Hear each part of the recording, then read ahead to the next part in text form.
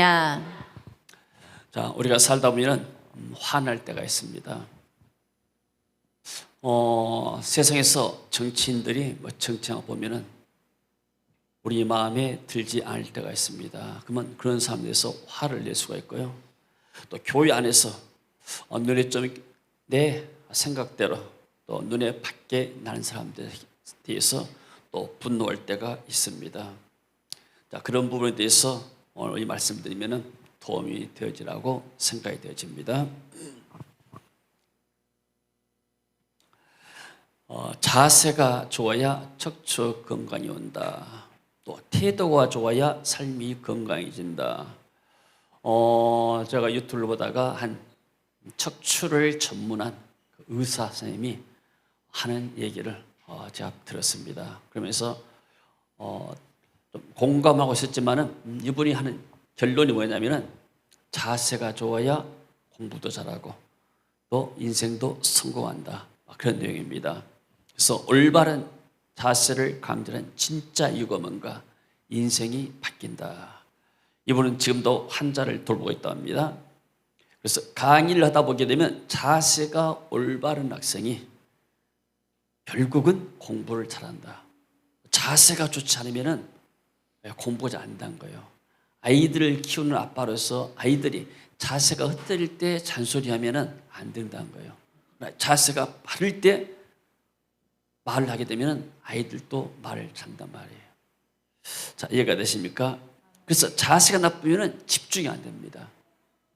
그러니까 예배 드릴 때도 이렇게 자세가 좋으면은 여러분처럼 자세가 좋으면은 집중이 잘 돼요. 할렐루야. 우리 교회 성도들은 정말 이렇게 말씀을 전하면은 정말 빨리 오듯이 그렇게 자세가 좋아요. 할렐루야. 제가 이제 컨퍼런스를 많이 다녔잖아요. 그러면 성령이 역사하면요, 사람 눈이 튀어나오려고 해요. 다른 사람들의 표현이 저 사람들이 얼마나 열심히 했든지 눈이 튀어나올 정도라고. 이분이 한 말이에요. 집중이 안 된다는 거예요. 자세가 좋아야 집중이 된다. 그러면 성공으로 갈 수가 없다. 자세가 나쁘면은. 그리고 자세를 올바르게 해라. 이렇게 말하는데 이분은 거기에 하면서 깨달은 것이 자세가 좋으면은 운명이 바뀐다. 자, 척추 자세를 올바르게 습관하게 되면은 집중도도 올라가고 성공도 하게 되고, 그래서 그것이 성공적 인생까지 갈 수 있다고 이분이 생각하죠. 그리고 제가 이제 인용하고 싶은 말은 이분의 이 다음 이야기입니다. 저의 2차적인 제언은 그 자세가 파스추어가 아니고 애티튜드. 파스추어는 그냥 이 폼입니다. 그냥. 근데 애티튜드는 태도란 말이에요. 태도. 비행기가 고도를 향해서 올라가잖아요. 그러다가 영어로 애티튜드라고 그래요. 태도라고 합니다. 그러니까 비행기가 상승을 할 때 계속해서 이 고도를 유지할 때 그 고도 유지하는 갖다가 애티튜드, 자세예요. 그러니까 자세가 긍정적이고 믿음적이게 되면 이 사람이 계속 상승으로 올라가는데, 그러나 이 태도가 부정적이고 어둡게 되면 이 사람은 계속 나락으로 떨어진다는 말이죠. 그래서 긍정적이든 부정적이든 나에게 어떤 결과가 나타난단 말이에요. 거기에 대해서 어떤 사람을 만나거나 어떤 일을 할 때 나의 자세가 나의 태도입니다. 우리가 말을 들을 때도 어떤 태도로 말을 듣고 있는가, 저 사이 말하고 대화하고 또 일할 때도 어떤 태도로 하겠는가, 그 사람이 어떤 태도를 취하에 따라서 이 사람의 인생이 바뀐다. 직장에서도 마찬가지로 이 사람의 태도가 좋으면 어른들을 향하는 태도를 할지, 직장 동료를 할지, 또 고객을 상대하는 태도가 좋게 되면 이 사람 반드시 성공이 되어 있어요. 그러나 직장 상사에서도 불친절하고 동료들한테도 불화하고 고객들한테도 불친절하게 되면 이 사람 어디다 쓰겠어요? 그래서 인생의 인문학적 자세, 윤리적 자세까지 강조하고 싶은 것이 저의 바람입니다. 척추만 건강한 것이 아니고 정말로 이렇게 척추가 건강하면 공부도 잘하고 집중 잘 된 것처럼 마찬가지로 인생의 자세가 너무나 좋은 자세 갖고 있으면 그 사람의 운명이 바뀔 것이다. 이런 말을 해놨어요. 그래서 이분은 좀 철학이 있는 의사구나 저렇게 생각했습니다. 오늘 본문에 보니까 성경에 보게 되니까 그가 또한 우리를 새 언약의 일꾼 되기에 만족하게 하였으니 율법의 조문으로 하지 않냐고 오직 영으로 함이니 율법의 조문은 죽이는 것이요 영은 살리는 것이니라. 지난 시간에 제가 율법과 복음에 대해 시작했어요. 그래서 율법은 뭐인가? 시어머니 같으면은 어떤 며느리, 시어머니와 며느리 관계, 그 법. 그래서 딸이라면은 daughter in law 말이에요. 법적인 딸. 그러면 시어머니는 the mother in law. 그래서 법적인 어머니. 법 가지고 하게 되면은 그냥 사랑에 들어갈 수 없어요. 법을 뛰어넘는 사랑이 있을 때 내 친딸, 내 친어머니는 타고난 본능과 사랑이 있거든요. 그것이 바로 복음이다. 이렇게 표현을 했습니다. 자, 그렇다면 사랑이 없는 종교는 그야말로 힘듭니다. 오늘 본문에 보니까 가인한 사람이 하나님께 예배를 드렸어요. 자기 동생 아벨도 예배를 드렸어요. 근데 하나님이 가인 예배를 안 받고 아벨 예배를 받았거든요. 화가 났어요. 그래서 가인을 청각할 때 이 사람은 율법의 사람이었구나. 율법의 사람이 굉장히 화가 났어요. 아니 예수님이 오셔가지고 안식일을 지키지 않는 거예요. 이 사람들은 율법의 주문에 따라서 율법사들, 바리새인들, 서기관들은 철저하게 안식일은 지키고 걷는 것도 아니면 먹는 것도 뭘 할지 심지어 안식일에 불 피면 죽인다 했는데 쟤들 데리고 다니면서 밭에서 밀 이삭을 잘라 먹게 되고 이런 것은 도저히 이해할 수가 없는 거예요. 그러니까 화가 난 거예요. 그러나 예수님은 복음으로서 율법학자들 또 그런 바리새인들을 깼다는 것이죠. 그러니까 율법의 기준은 사람의 행위입니다. 원래 하나님께서 율법을 주셨는데 그것은 행위의 언약이라고 그래요. 행위. 내 행위에 따라서 내가 벌 받고 내가 상을 받는 거예요. 그래서 율법의 사람은 행위를 보고 판단합니다. 그러니까 율법적인 사람은 쉽게 말해서 자기 생각의 틀이 있습니다. 그러니까 율법을 가지고 될 수 있어요. 저 사람은 하나님 앞에 이렇게 하라는데 이 사람 안 한다. 주를 지키라는데 안 지키고 11조 하는데 않고 막 그런다. 그 하나님의 말씀에 따라서 상대가 판단할 수 있거든요. 근데 이것을 성경은 죄라고 표현합니다. 왜 그럴까요? 율법은 모든 사람을 죄 아래 가둡니다. 나도 죄인이고 저 사람도 죄인이에요. 맞습니까? 우리는 쉽게 죄인으로서 감옥에 있는 사람들이에요. 감옥에 있는 사람이 서로 옆에 동료를 향해서 너는 나쁜 놈이다, 너는 죽여야 한다고 이 사회의 심판자 돼가지고 막 때리고 아니면 벌을 주게 되면 어떻게 되겠어요? 죄인이 지전에 생각 않고 같은 주인 입장에서 상대방을 치고받고 심판하는 거예요. 이게 의미입니다. 율법이 나쁘단 말이 아니에요. 율법이 없으면은 법이 서지 않고 사회 질서가 서지 않아요. 근데 사람들이 뭐냐면 교회 안에서 율법의 선생이 되어버려요. 율법을 가지고 내가 판단해버려요. 그때 하나님 입장에 볼 때는 똑같이 감옥에 있어야 할 죄인들이 서로 간에 치고받고 하는 거예요. 얼마나 과간이겠습니까? 근데 우리가 몰라요, 그것을.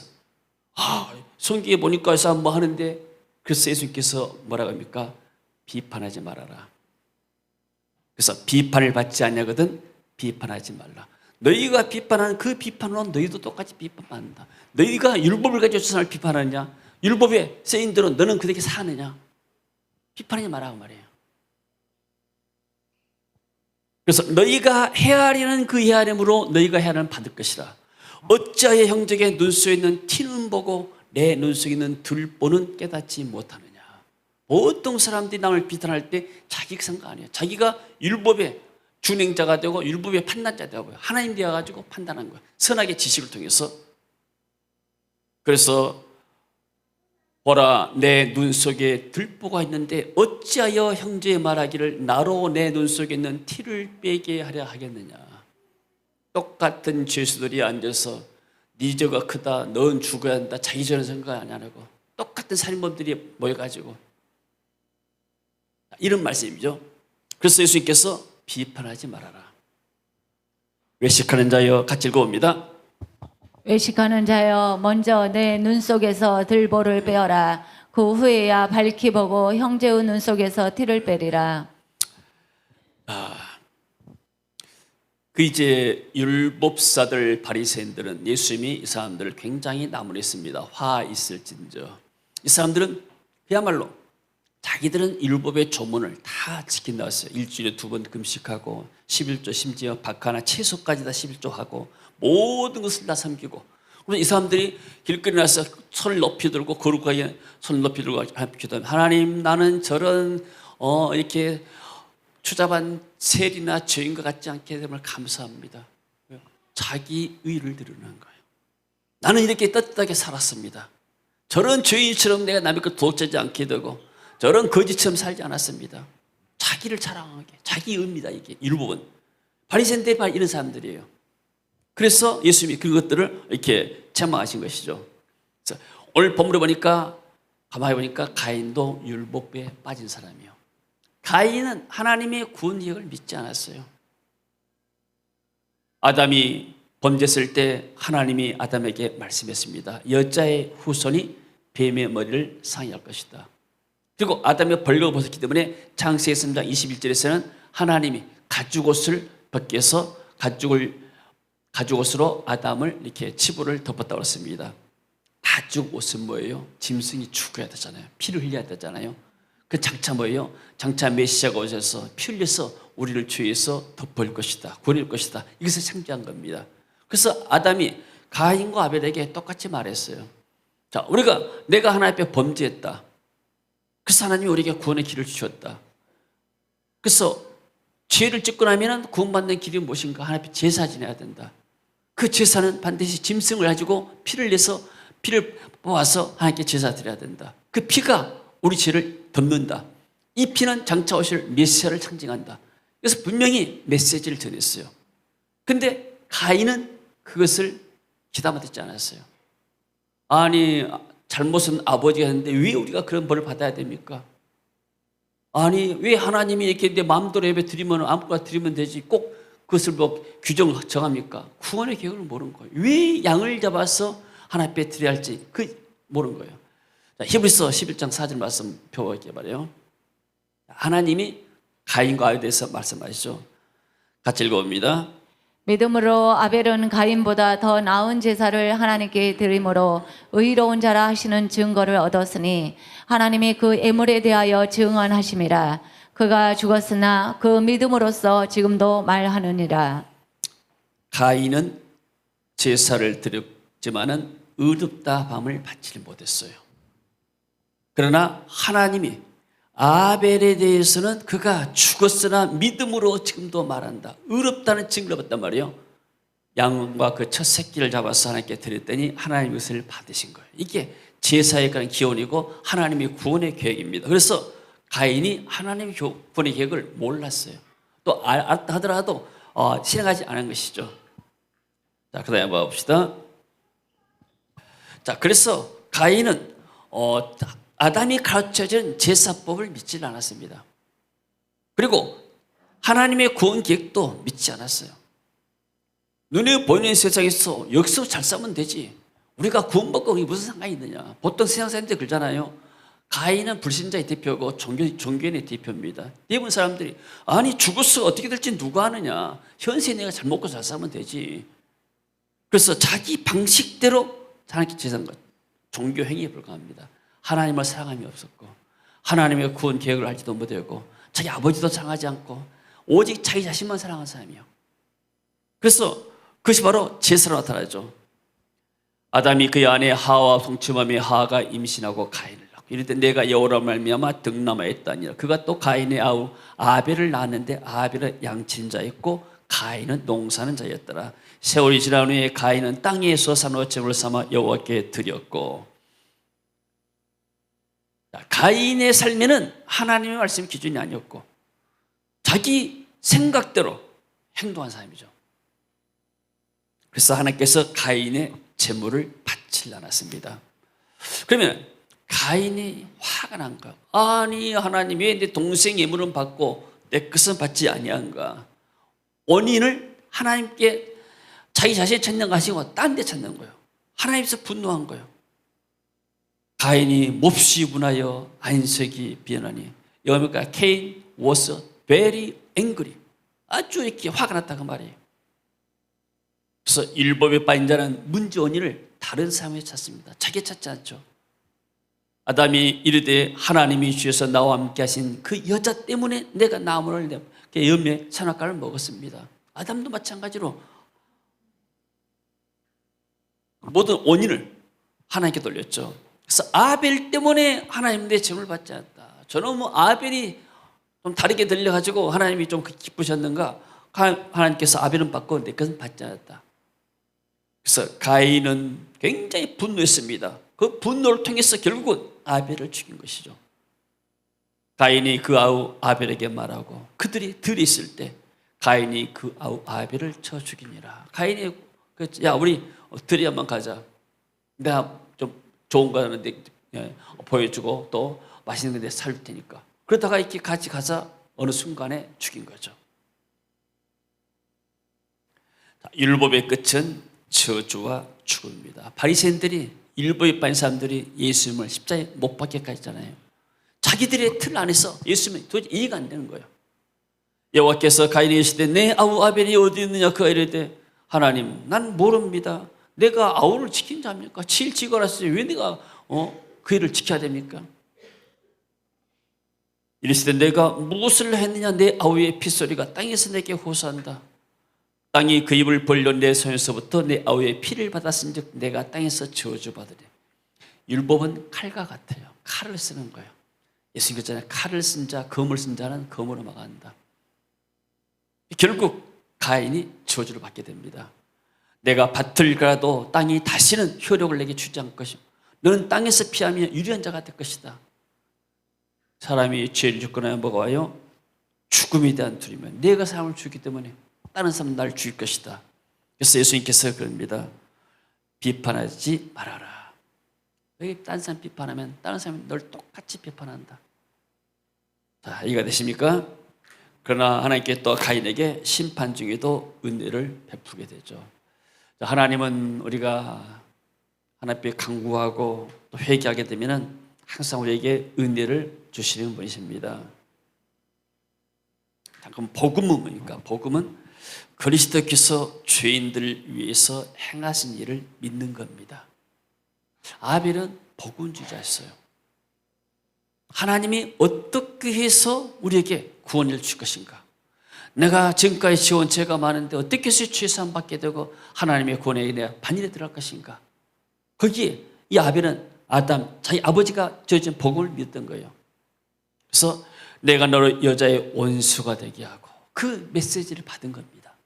그래서 이 복음이 아담에서 아벨에게로 또 아담에서 아벨이 죽고 나니까 다시 그 후손 세대에게 와서 셋을 통해서 다시 후손 노아에게 오게 되고 노아의 후손 아브라함이 오게 되고 아브라함의 후손을 통해서 바로 예수 그리스도가 오시게 된 것이죠. 그래서 여자의 후손으로 장차 메시아가 땅에 오실 것을 믿고 아담이 가르친 제사법에 따라서 양의 첫 새끼를 예물로 드렸다. 자, 아벨은 하나님을 경외한 사람이고 하나님을 사랑하는 사람이었어요. 여러분 우리가 교회에서 오늘 예배 드릴 때 여러분 예배 드릴 때 마음이 기쁩니까? 기쁘다는 것은 여러분이 하나님을 사랑하고 예배를 여러분들이 즐긴다 그 말이에요. 여러분이 부모님 만나거나 또 친척들 또 가족들 만나게 되면 기쁨이 오잖아요. 근데 그냥 며느리나 이런 사람들 오면은 시간 때 오게 되면 좀 불편할 수가 있어. 안 기뻐. 그럴 수 있잖아요. 괜히 불편해 그냥. 친정 오면 괜히 편하고. 마찬가지로 우리가 교회는 우리 아버지 집입니다. 아멘. 우리 아버지 집이요. 그래서 교회 오면 편안한 것이 하나님 은혜인 줄로 믿습니다. 아벨은 자기의 형도 존경하고 믿었어요. 자, 근데 그런 복음 때문에 이 율법주의자에게 죽임을 당한 지상 최초의 순교자가 되었습니다. 율법주의자들에게 주님께서 말씀합니다. 이 시대에 화 있을진저 또 너희 율법 교사여 지기 어려운 짐을 사람에게 지우고 너희는 한 손가락도 이 짐에 대지 않는도다. 율법 가지고는 사람이 해결책을 받을 수가 없는 거예요. 화 있을진저 너희는 선지자들의 무덤을 만든도다. 많은 의인들을 죽였다고 말했죠. 그들을 죽인 자도 너희 조상이로다. 아벨을 죽인 자가 가인. 이 사람들 가인이 후손이란 말이에요. 창세 이후로 흘린 모든 선자들의 피를 이 세대가 담당하는데 곧 아벨의 피로부터 뭐예요? 아벨을 선지자로 봤어요. 할렐루야. 아벨이 복음 때문에 순교한 사람이에요. 예배 잘 드리다가 하나님 약속의 말씀 듣고 예배 드리다가 이렇게 순교한 사람입니다. 지금도 이렇게 힌두교나 또 뭐 다른 이렇게 타 종교에서 기독교인들을 핍박하고 죽이는 경우가 많습니다. 아벨의 피로부터 제단과 성전 사이에서 죽임을 당한 사갈의 피까지 하리라. 내가 너에게로니 과연 이 세대가 담당하리라. 결국 이 이스라엘 민족들이 주 70년에 로마에게 또 압제당하게 되죠. 결론 들어가기 전에 민수기 20장 한번 펴보시기 바랍니다.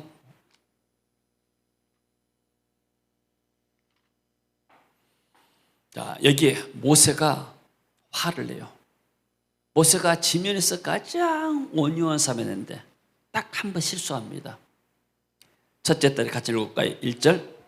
첫째 달에 이스라엘 자손 곧 온 회중이 신 광야에 이르러 백성이 가데스에 이르더니 미리암이 거기서 죽음에 거기에 장사되니라. 2절. 회중이 물이 없으므로 모세와 아론에게 모였더니라. 3절. 백성이 모세와 다투어 말하여 이르되 우리 형제들이 여호와 앞에서 죽을 때 우리도 죽었더라면 좋을 뻔하였도다. 너희가 어찌하여 여호와의 회중을 이 광야로 인도하여 우리와 우리 짐승이 다 여기서 죽게 하느냐. 너희가 어찌하여 우리를 애굽에서 나오게 하여 이 나쁜 곳으로 인도하였느냐. 이곳에는 파종할 곳이 없고 무화과도 없고 포도도 없고 석류도 없고 마실 물도 없도다. 자, 봅시다. 여기 이 사람들의 말이 맞아요, 틀려요? 다 맞는 얘기예요. 그러잖아요. 애굽에 있었을 때는 석류도 있고 무화과도 있고 파종할 땅도 있었는데 이 광야에 너를 따라서 보니까 이게 뭐냐 지금 우리가 먹을 것도 없지 않느냐. 근데 뭐냐면 이 사람들 날마다 광야에서 40 동안 기적을 체험한 사람들이에요. 날마다 만나가 내리는데 처음에는 신기했는데 나중에 날마다 하나님이 기적을 줘도 하나님이 잊어버려요. 당연히 있는 걸 생각하고. 다 맞는 얘기죠. 그래서 모세와 6절. 모세와 아론이 회중 앞을 떠나 회막문에 이르러 엎드리매 여호와의 영광이 그들에게 나타나며. 쉽게 말하면 모세와 아론을 이제 돌려쳐 죽이려는 거예요, 사람들이. 하나님의 영광이 딱 드러나니까 이제 사람들이 엎드리죠. 자, 여호와께서 모세에게 말씀합니다. 지팡이를 가지고 내 형 아론과 함께 회중을 모아라. 그들의 목전에서 너희는 저 반석에 명령해라. 말로 해라 말이야. 물을 반석아 물을 내라. 내가 그 반석에 물을 내게 하여 회중과 그들의 짐승에게 마시. 하나님이 다 들으시고 해결지에 지시합니다. 너 가서 반석 앞에 서가지고 반석아 물을 뭐라 솟아나라. 명령하게 되면 물이 솟아나게 한 거예요. 9절. 모세가 그 명령대로 여호와 앞에서 지팡이를 잡으니라. 모세와 아론이 회중을 그 반석 위에 모으고 모세가 그들에게 이르되 반역한 너희여. 모세가 얼마나 화났겠어요. 하나님이 분명히 이렇게 여러 가지 10가지 기적 가운데 이스라엘 민족 인도하고 지금 이렇게 가고 있는데 물이 없어서 좀 힘들다고 이렇게 불평하고 원망하니까 모세가 할 때 굉장히 지치고 힘든 거예요. 그래서 말합니다. 이 반역한 너희여. 왜 하나님이 거역하느냐. 우리가 너희를 위하여 이 반석에서 물을 내랴. 모세가 화나니까 왜요? 하나님에게 말씀만 하면 되는데 말씀만 전하면 되는데 우리가 이 반석에서 물을 낼 거냐. 자기의 영광을 드러낸 거예요. 그리고 나서 모세가 손을 들어 그의 지팡이로 반석을 탁탁 두 번 칠 때 어떻게 쳤겠어요? 얼마나 힘있게 쳤겠어요? 그래서 하나님이 보신 거예요. 두 번 치니 물이 과연 솟았어요. 많이 솟아남으로 회중과 그들의 짐승이 마시니라. 모든 문제가 다 해결됐는데 해결되지 않는 문제가 있어요. 하나님 말씀하시죠. 12절을 봅니다. 여호와께서 모세와 아론에게 이르시되 너희가 나를 믿지 아니하고 이스라엘 자손의 목전에서 내 거룩함을 나타내지 아니한 거로 너희는 이 회중을 내가 그들에게 준 땅으로 인도하여 드리지 못하리라 하시니라. 자, 우리는 생각할 때 이해가 안 돼요. 모세가 40년 동안 이스라엘 민족을 인도했잖아요. 그러면 하나님 아무리 모세가 이렇게 한번 실수를 했다고 혈기를 냈다고 그런다 해서 모세가 저 가나안 땅을 못 가게 하십니까? 모세가 뭐 살인죄 진 것도 아니고 나쁜 죄 진 것도 아니고 아무리 뭐 상해한 것도 아닌데 세상에 화 한 번 냈다고 그렇게 하나님 뭐가 하십니까? 이렇게 생각할 수 있잖아요. 하나님 그게 아니에요. 자, 우리가 화를 낸다는 것은, 하나님의 나라에서 또 교회 안에 산다는 것은 내 뜻이 이루어지지 않기 때문에 화가 난 거예요. 그렇잖아요. 또 혹은 시기나 질투 때문에 저 사람이 막 시기 나잖아요. 가인이 지금 아벨을 시기했어요. 질투가 나잖아요. 왜 동생은 받는데 나는 안 받느냐? 화를 난 것은 내가 하나님 대신 내가 왕이 되는 거예요. 여러분, 집에서 누가 화를 냅니까? 아빠가 화를 내요. 아빠가 왕이요. 엄마가 화를 내요. 엄마가 왕이요. 아들이 화를 내요. 그러면 아들이 왕인 거예요. 누가 화를 내느냐? 나 교회는 누가 왕이요? 주님이 왕이세요. 하나님 나라는 하나님이 왕이세요. 아멘. 그래서 인간의 화가, 성을 내는 것이 하나님을 의롭게 하지 못한다. 하나님의 의가 아니고 인간의 의가 나타나는 거예요. 그러니까 화를 내게 되면 굉장히 사람들이 힘들 것 같잖아요. 사람들이 왜 사람을 미워하고 죽이잖아요. 자기가 심판자가 되기 때문에 사람을 죽이는 거예요. 그래서 하나님이, 모세가 그렇게 지면에서 온전한 사람이지만 나의 거룩함을 나타내지 아니했다. 그러니까 혈기를 내는 것이 하나님 앞에 의롭지 못하다. 그래서 한 번 이 사건 때문에 모세가 가나안 땅에 못 들어가. 모세가 구원받지 못한 게 아니에요. 그러나 이렇게 자기의 의를 드러내고 율법을 쓰게 되면 결국은 나중에는 하나님의 약속의 축복들을 우리가 놓치게 된 것이죠. 자, 그리고 야고보서 3장 넘어옵니다. 자, 내 형제들아, 너희는 선생된 우리가 더 큰 심판을 받을 줄 알고 선생이 많이 되지 말라. 우리는 다 실수가 많다. 만일 말에 실수가 없는 자면 곧 온전한 사람이라 능히 온 몸도 굴레를 씌우리라. 우리가 말들의 입에 재갈 물린 것을 아느냐? 우리에게 순종하게 하려고 그 온 몸을 제어하는 것이라. 또 배를 보라. 그렇게 크고 광풍에 밀려가는 것들을 지극히 작은 키로서 사공의 뜻대로 운행하나니 이같이 혀도 작은 지체로 되어 큰 것을 자랑하도다. 보라, 얼마나 작은 불이 얼마나 많은 나무를 태우는가. 혀는 곧 불이요, 불의 세계라. 불의 세계라. 우리 지체 중에서 온 몸을 더럽히고 삶의 수레바퀴를 불살하니 그 사는 것이 지옥불에서 나느니라. 그래서 여러 종류의 짐승과 새며 벌레와 바다의 생물은 사람이 다 길들일 수 있고 길들여 왔거니와 혀를 능히 길들일 사람이 없다. 쉬지 않은 악이요 죽이는 독이 가득한 것이라. 하나님의 은혜가 없게 되면 인간이 본성이 드러난 거죠. 이것으로 우리가 주 아버지를 찬송하고 또 이것으로 하나님의 형상대로 지음받은 사람을 지어주한다. 한 입으로 찬송과 저주가 나온도다. 내 형제들아, 이것이 마땅하지 아니하다. 샘이 어찌 한 구멍으로 단물과 쓴물을 내겠느냐. 내 형제들아, 어찌 무화과 나무가 감람 열매를, 포도나무가 무화과를 맺겠냐. 이와같이 짠물이 단물을 내지 못하느니라. 그래서 우리의 태도, 우리가 살다 보게 되면은 정말로 화나는 일들이 많이 있어요. 세상에서도 그러고 또 사람과 사람 인간관계 사이에서도 막 부딪혀도 화날 수 있잖아요. 그러나 내가 왕이 아니고 그런 문제를 가지고 주님 앞에 나아야 되고 주님께서 그 문제를 처리해야지, 내가 붙잡고 화내고 하게 되면, 내가 칼 쓰게 되면 나도 칼 맞을 수가 있는 거예요, 이게. 그래서 우리가 신앙생활하면서 이 태도가 너무나 중요합니다. 복음적인 태도로 바라보느냐 아니면 율법적인 태도로 사람을 바라보느냐. 그래서 복음적인 태도로 하게 되면 사람들 많이 우리가 얻을 수가 있습니다. 전도에서 구원, 영혼도 얻을 수 있게 되고 사람을 얻을 수 있지만, 그러나 율법적인 태도로 하게 되면 사람을 얻을 수가 없어요. 그러니까 팀을 얻을 수가 없는 것이죠. 결론 봅니다. 자, 살리는 것은 영이니 육은 무익하니라. 내가 너에게 이른 것은 영이요 생명이다. 율법주의자들은 사람을 심판과 죽음으로 끌어갑니다. 그러나 복음은 죽어있는 영혼을 살리게 되죠. 우리는 사람을 만나고 나면 항상 힘을 주는 얘기를 해야 돼요. 누군가를 만나고 나면 다시 만나고 싶은 그런 마음이 들어야 돼요. 내가 이분에게 밥을 안 사준다 하더라도 칭찬할 수 있잖아요. 근데 사람은 꼭, 어떤 사람은 꼭 이렇게 칭찬하는 것이 아니고 또 안 좋은 것만 많은 사람이 있어요. 오늘은 이렇게 얼굴이 완전히 죽순같이 얼굴이 그러냐? 오늘 머리 스타일이 영 아니네? 옷을 입으면 왜 이런 식으로 입느냐? 꼭 뭔가 틈을 잡아가는 사람들은 사람들 피곤하게 만들어요. 그런 사람은 안 만나는 게 좋아요. 내가 좀 부족하더라도 그래도 오늘 이렇게 참 인상이 좋고 참 좋다. 약 우리 갖고 있는 것들 가운데서 칭찬할 부분들을 격려해주고 힘을 주게 되면 삶이 힘을 얻습니다. 아멘. 교회도 마찬가지예요.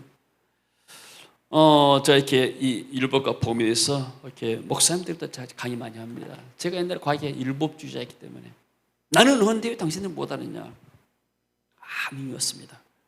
성도들은 일주일에 살아가면서 여러분 세상에 돈 벌기가 쉽습니까? 어려워요. 나도 직장생활 해봤어요. 직장생활 얼마나 스트레스가 많고 얼마나 많은 일들이죠. 일주일에 살면 지쳐요. 그런데 교회 오는데 교회 오면 또 목사님 설교하면서 이것도 못한다 저것도 막 나무라게 되면은 겨우 왔는데 나갈 땐 죽어나가는 거 이게 율법을 쓰게 되면은. 그러나 당신들이 이렇게 주일 와서 예배 드리는 것이 얼마나 큰 믿음인가, 큰 축복인가. 내가 오늘 교회를 잘했구나. 교회에서 하나님께 예배 드리구나. 하나님 오늘 또 내게 복을 주겠구나. 교회 와서 힘을 얻고 믿음을 얻을 수 있는 말씀을 드려야 우리가 샘 얻고 나잖아요. 서로 교회 왔는데 누가 괜히 기분 나쁘게 만들어. 옆에 사람이. 그러면 나 저 사람 때문에 교회 다니기 힘들다 그러잖아요. 오히려 그런 사람이 다가가지고 더 격려하고 힘을 주고 이래할 때 교회가 분위기가 좋아지는 거예요. 할렐루야. 어떤 이렇게 어떤 우리 교회 와가지고 이제 다른 교회 다니시다 우리 신화에서 하는데 교회 분위기를 보고 그런 얘기를 한번 한 거 들었어요. 세계 비전교회 와가지고는 남을 이렇게 비난하게 되면 맞아 죽겠다고. 분위기가. 여러분 분위기가 사람 만드는 거예요. 태도가 사람 만드는 겁니다. 제가 여러분을 대한 태도가 정말로 저는 여러분에게 감사하고 고마워요. 이 비전에 여러분들이 만약에 이 GBS를 여러분들이 그냥 의무로 하고 할 수 없이 한다게 되면 힘들어서 못해요. 그러잖아요. 여러분들이 기쁨으로 감당하니까 이분들이 우리의 동역자고 하나님 나라의 일꾼들이구나. 하나님의 종들이구나. 다 우리 식구들이구나. 그런 마음으로 여러분들이 가족 같은 마음으로 사람 섬겨주니까 여러분 마음속에도 기쁨이 오고 우리도 힘들어도 힘들지 않게 되고 또 이런 일을 감당하잖아요. 우리 마음에 하나님의 사랑이 부어졌기 때문에. 할렐루야. 그래서 교회는 분위기고 집안도 분위기입니다. 우리가 항상 만나면 격려하고 칭찬하고 또 이렇게 1년 내내 교회 안 나오다가 한 번 나오더라도 칭찬해야 돼요. 왜 그렇게 교회 안 나냐 할 것이 아니고 어쩌다가 이렇게 교회를 오셨습니까? 정말로 이렇게 큰 믿음입니다. 이렇게 아멘. 항상 좋은 거 봅시다. 아멘. 다 우리 하다가 넘어올 수 있는 거예요. 우리도 말에 실수가 있고 행동에 실수가 있고 우리가 어떻게 온전히 다 합니까? 그러나 서로 간에 우리가 이렇게 사랑으로 대하게 되면은 가정도 좋아지고 교회도 좋아지고 그 힘을 가지고 우리가 복음을 힘있게 전할 수 있을 줄로 믿습니다. 아멘. 자, 율법주의자는 자기의 의를 드러냅니다. 복음은 하나님의 의를 드러냅니다. 그래서 여호와께서 가인에게 말씀하시죠. 내가 분하여 하면 어찌 되며 안색이 변하면 어찌미냐. 우리 가인 같은 이런 사람이 없기를 축원합니다. 인간의 분노는 자기 의에서 나옵니다. 분노는 죄를 낳고 죄는 죽음을 부르게 되죠. 그래서 죄가 문에 엎드러진다. 죄가 너를 원하나 너는 죄를 다스리라. 어떻게 다스립니까? 하나님 은혜로 다스립니다. 하나님의 은혜가 있을 때 죄를 이길 수가 있게 되고 또 우리가 죄인을 품을 수가 있습니다. 같이 읽습니다. 형제들아 서로 비방하지 말라. 형제를 비방하는 자나 형제를 판단하는 자는 곧 율법을 비방하고 율법을 판단하는 것이라. 내가 만일 율법을 판단하면 율법의 준행자가 아니요 재판관이로다. 입법자와 재판관은 오직 한 분이시니 능히 구원하기도 하시며 멸하기도 하시느니라. 너는 누구이기에 이웃을 판단하느냐? 자, 우리가 판단하면은 율법의 준행자 아니고 하나님 자리에 올라간단 말이에요. 우리는 똑같은 감옥에 갇힌 죄인들이에요. 율법 안에 갇힌 죄인들이에요. 죄인이 죄인을 증질할 수 없는 것처럼 우리가 상대방의 허물들을 우리가 그리스도의 사랑으로 덮고 또 격려해주고 또 하나님 은혜받게 만들게 되면은 우리를 통해서 많은 사람들이 구원받고 또 세임 얻어서 또 믿음의 대열에 하나님 나라의 대열에 들어서게 될 줄로 믿습니다. 할렐루야. 주님 은혜를 감사드립니다. 우리가 말에 실수가 많고 또 행동에 실수도 있지만은 하나님 은혜로 지금까지 왔습니다. 주님께서 더 우리에게 은혜를 베풀어 주셔서 우리가 사람들 볼 때마다 하나님의 사랑으로 보게 하시고 그리스도 사랑이 우리 마음에 넘쳐나서 영혼들을 사랑하게 하시고 또 교회 안의 성도들을 사랑하게 하시고 또 우리가 섬기는 일에 기쁨을 가지고 또 주님을 섬기며 또 주의 종도를 섬기며 또 이웃을 섬길 수 있는 은혜를 베풀어 주옵소서. 예수님 이름으로 기도합니다. 아멘. 자, 일어서서 찬양하겠습니다.